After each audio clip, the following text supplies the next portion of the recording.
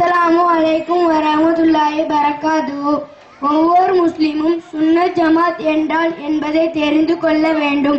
அதன்படி தனது இஸ்லாமிய கொள்கை கோட்பாடுகளை அமைத்துக் கொள்ள வேண்டும். சுன்னத் ஜமாத் உடையவர்களைத்தான் அஹ்லுஸ் சுன்னத் வல் ஜமாத் என்று சொல்லப்படும். நபிகள் நாயகம் ஸல்லல்லாஹு அலைஹி வஸல்லம் கூறினார்கள், பனு இஸ்ராயேல் சமூகத்தார்கள் 72 பிரிவுகளாக பிரிந்தார்கள். என்னுடைய சமூகத்தார்கள் 73 பிரிவினர்களாக பிரிவார்கள். அவர்களில் ஒரு பிரிவினரை தவிர மற்றவர்கள் நரகவாசிகள் என்று கூறிய பொழுது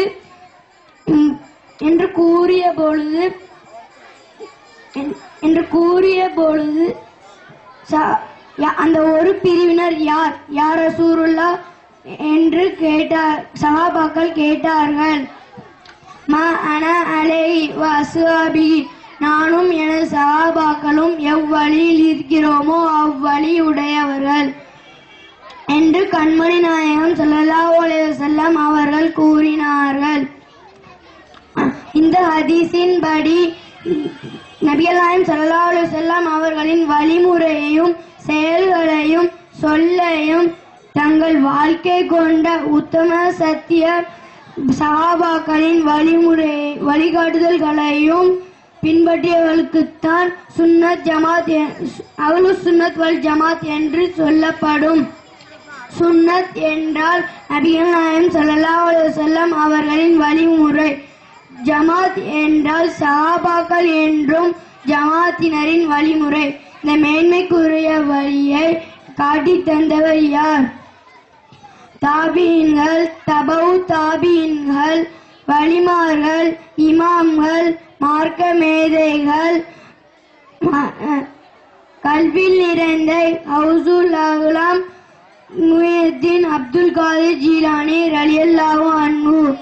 இன்று நாம் நினைவு கொண்டிருக்கும் சுல்தானுல் ஹிந்த், அமீருல் ஹிந்த், ஏழைகளின் ஆதரவாளர் என்றெல்லாம் சிறப்புக்குரிய ஹல்ரத் ஹாஜா முஹியுத்தீன் சிஸ்தி ரலியல்லாஹு அன்ஹு, சுல்தானுல் ஆரிப் சையத் அஹ்மத் ரிஃபாய் ரலியல்லாஹு அன்ஹு, நாகூர் ஷரீஃபில் மறைந்து வாழும்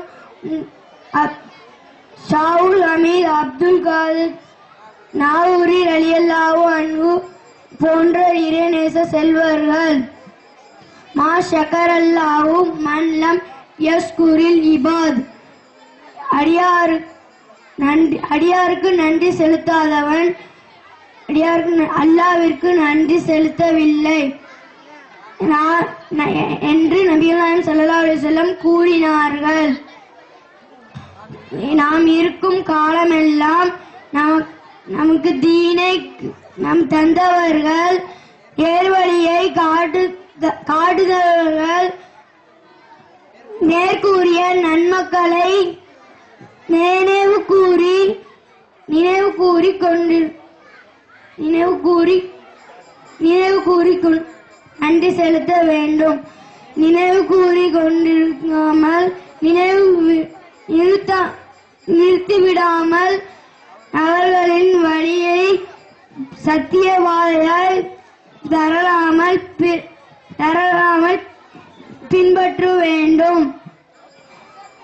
அஸ்ஸலாமு அலைக்கும்.